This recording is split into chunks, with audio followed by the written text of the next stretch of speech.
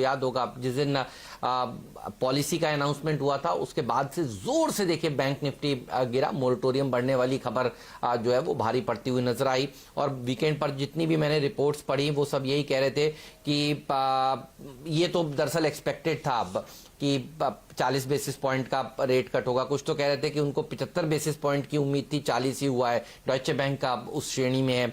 बहुत सारे अब ब्रोकरेज हाउसेज ये कह रहे हैं कि 25 बेसिस पॉइंट का रेट कट और हो जाना चाहिए। तो रेट कट में थोड़ा और आरबीआई तेजी से काम करे, ये सबकी तरफ से निकल कर आया है। और अब सब लोग थोड़े चिंतित थे, मोरेटोरियम जो बढ़ गया है उसके चलते एसेट लायबिलिटी मिसमैच बैंक्स की तरफ से देखने को मिलेगा। तो ये वो खबर थी जिससे देखिए पिछले हफ्ते ये गिरा। और इस महीने अगर आप देखें तो सबसे अंडर परफॉर्मिंग इंडेक्स अगर कोई एक रहा है तो बैंक निफ्टी रहा है। तो निफ्टी तो देखिए मजबूती के साथ फिर भी खुल जाता है, लेकिन बैंक निफ्टी के पास देखिए चाबी है बाजार की। पिछले कई दिनों से हम यही आपसे कह रहे हैं, और बैंक निफ्टी जब तक नहीं संभलता तब तक दिक्कत वाली बात है। एक अच्छी बात यह है वीरू की हल्के हल्के बैंक निफ्टी का थोड़ा सा वेटेज कम हो रहा है और बाकी सेक्टर्स का वेटेज थोड़ा सा बढ़ रहा है। लेकिन अभी भी क्योंकि वेटेज के लिहाज से बड़ा इंडेक्स है, इसी से शुरुआत करते हैं। बताइए निफ्टी जो दिखा रहा है 9150 के आसपास शुरुआत होगी, बैंक निफ्टी की शुरुआत कहां होगी और बैंक निफ्टी को कैसे अप्रोच करेंगे आप? देखिए बिल्कुल हेमंत, सारी बातें तो आपने बयां कर दी। दिक्कत का सबब बैंक निफ्टी ही है। अच्छा हेमंत, आप एक चीज देखिए, ये 17,100 पे शुक्रवार को ठहर गया क्योंकि वहां पे पुट राइटर खड़े थे। अदरवाइज अगर ये एक्सटेंडेड वीकेंड नहीं होता ना तो शायद ये स्लिप करता 17,000 के नीचे भी। हेमंत, क्योंकि आपने लेवल्स की बात करी, अगर आप चार्ट्स को देखें, सिर्फ एक कोटक महिंद्रा बैंक के चार्ट को देखें, उसको छोड़ के शुक्रवार के रोज किसी भी एक स्टॉक फ्यूचर्स में with in the Nifty bank green candle नहीं थी। सारे स्लिप हो रहे थे, सारे एवरेजेस को तोड़ रहे थे। और अधिकतर स्टॉक फ्यूचर्स जो हैं specially with in the PSU banking basket मेट कर रहे हैं, छू रहे हैं, जा रहे हैं मार्च के लोस के स्तर पर। तो आपका एनालिसिस बिल्कुल ठीक है कि बैंक निफ्टी पे मैं बहुत अगर आप देखें हेमंत विश्वास नहीं कर रहा हूं। और मेरी approach at least Hemant bank Nifty पे फॉर द टाइमिंग बाय की तो नहीं है, स्पेशली बाय की नहीं है। मैं यहां पे सेल ऑन राइज की ही अप्रोच रखूंगा जब तक 18,250, याद रखिए ये पिछले 5 सेशन का हाई है और ये स्लोपिंग डाउनवर्ड 10 डिमा है। जब तक ये नहीं कटता ना हेमंत तब तक लॉन्ग मत करिएगा, शॉर्ट कवर मत करिएगा, तब तक सेल ऑन राइज की अप्रोच रखिएगा। एक और चीज हेमंत, यहां पे कॉल राइटर्स 18 से 18,500 के बीच में काफी हैं और पुट राइटर यानी फियर यानी गिरावट में कहां तक जा सकता है ये, अभी पुट राइटर खड़ा है 16,500 पे। तो 16,500 तक का स्कोप नीचे खुला हुआ है। ये रही बात बैंक निफ्टी की। हेमंत एक और चीज आप देखिए, इंस्टीट्यूशनल अप्रोच क्या रही हेमंत, हमारे मार्केट में पैसा नहीं है। अगर आप डीआईएस को देखिए और एफआईएस के आंकड़े को देखें तो नेट 1700 करोड़ रुपए का आउटफ्लो था इंडियन इक्विटी मार्केट से शुक्रवार के रोज। इंडेक्स पे एफआईएस ने हेमंत 670 करोड़ की सेलिंग करी, 20,000 कॉन्ट्रैक्ट शॉर्ट। उसके बाद उन्होंने स्टॉक फ्यूचर्स में करीब 344 करोड़ की सेलिंग करी, 20,000 कॉन्ट्रैक्ट यहां भी वो शॉर्ट गए। और जो सबसे स्ट्रांग उनका आंकड़ा था हेमंत 1838 करोड़ रुपए की बाइंग का, उसमें समझ लीजिए उन्होंने क्या किया, उसमें उन्होंने कॉल लॉन्ग करी 23,000 और 19,000 कॉल बेच दी। पुट लॉन्ग करी भारी मात्रा में 36,000 और उसके अगेंस्ट सिर्फ 13,000 पुट शॉर्ट की है। यानी बायस एफआईएस का साइडवेज विद नेगेटिव बायस है।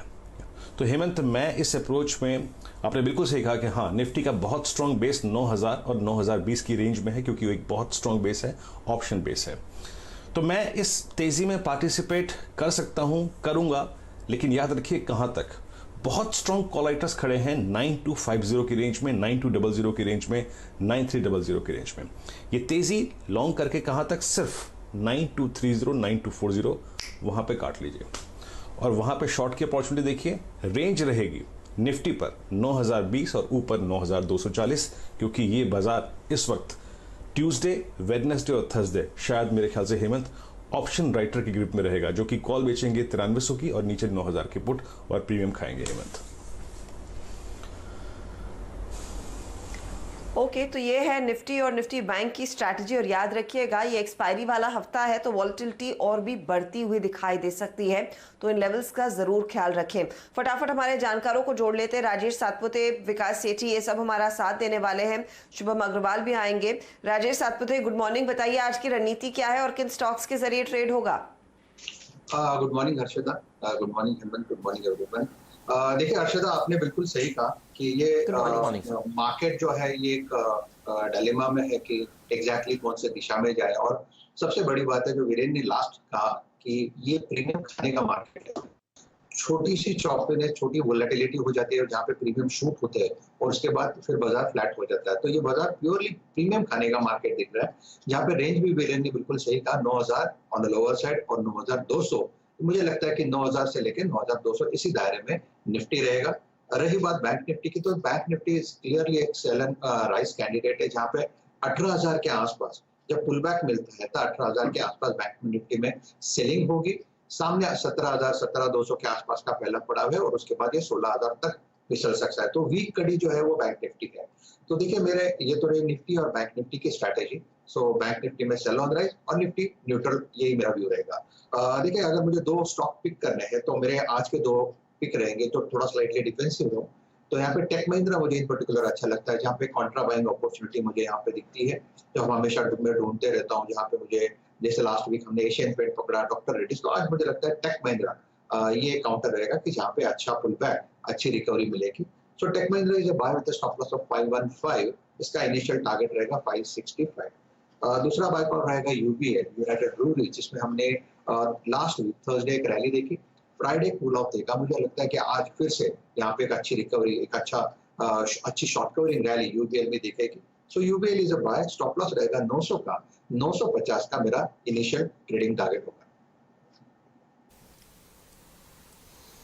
बिल्कुल, तो टेक महिंद्रा के सपोर्ट में देखिए रुपया भी खड़ा हुआ है। रुपया 76 का स्तर हमने देखा था, पिछले ट्रेडिंग सेशन में देखने को मिला था इंट्राडे, और रुपया देखिए लगातार कमजोर हो रहा है। तो ये आईटी फार्मा कंपनियों के लिए अच्छी बात। और राजेश जी को गर्मी बहुत लग रही है, तो देखिए ये बियर बनाने वाली कंपनी है, हेनिकेन बियर बनाती है, यूनाइटेड ब्रूअरीज, और देखिए ये स्टॉक सुझा रहे हैं। तो राजेश जी ने लंबा वीकेंड खूब मजे किए हैं, ऐसा लग रहा है उनकी पिक्स से कम से कम। तो राजेश जी बाद में बात करते हैं इस बारे में, लेकिन शुभम जी हमारे साथ मौजूद हैं। शुभम जी स्वागत है, बताइए तीन हफ्ते की गिरावट के बाद आज भारतीय बाजार खुलेंगे, कैसा रह सकता है ट्रेडिंग सेशन और क्या व्यू है, कैसे अप्रोच कर रहे हैं आप?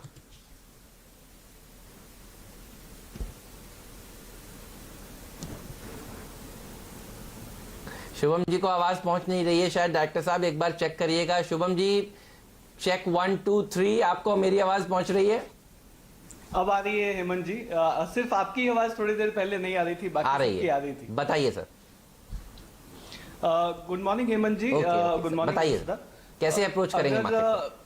Good morning. पहले हम इंडेक्स को देखें तो इंडेक्स में जैसा कि वीरेंद्र अभी बात कर रहे थे, बैंक निफ्टी का जो इंडेक्स है वो काफी एक स्ट्रेंज वहां पे डेटा ऑब्जर्वेशन देखने को मिला है। बिकॉज कुछ समय पहले तक जहां पे ओपन इंटरेस्ट काफी कम था, वहां पे अगर हम देखें तो लास्ट ट्रेडिंग डे को जो ओपन इंटरेस्ट ऐड हुआ है उसके बाद अपने 6 महीने के हाईएस्ट ओआई पे अब जाकर के बैंक निफ्टी खड़ा है। तो जब निफ्टी 12000 के ऊपर था उस समय जो ओआई था उससे भी ज्यादा बैंक निफ्टी में ओआई बन चुका है।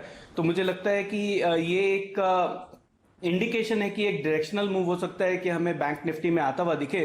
बट ऑब्वियसली अभी जिस तरह से दबाव बना हुआ है तो अभी तक तो यहाँ पे ट्रेंड जो है वो मंदी का ही है, लेकिन हो सकता है कि शॉर्ट कवरिंग भी हो, तो यहाँ पे थोड़ा सा स्टैंड न्यूट्रल है, लेकिन मुझे लगता है कि एक बैंक निफ्टी में अच्छा मूव आता हुआ दिखेगा।